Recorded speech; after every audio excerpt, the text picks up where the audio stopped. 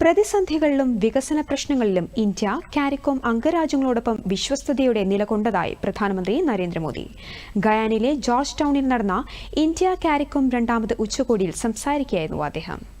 5 വർഷത്തിനു ശേഷമാണ് ഉച്ചകോടി നടക്കുന്നത്. ഈ 5 വർഷത്തിനുള്ളിൽ നിരവധി മാറ്റങ്ങൾ ലോകത്തുണ്ടായെന്നും കോവിഡ് പോലുള്ള മഹാമാരി നേരിടേണ്ടി വന്നതായെന്നും പ്രധാനമന്ത്രി പറഞ്ഞു.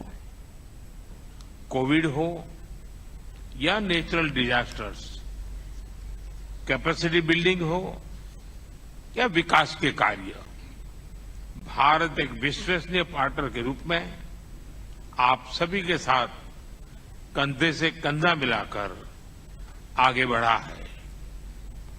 एक्सेलेंसीज, पिछली बैठक में हमने कई नए और सकारात्मक इनिशिएटिव्स की पहचान की थी.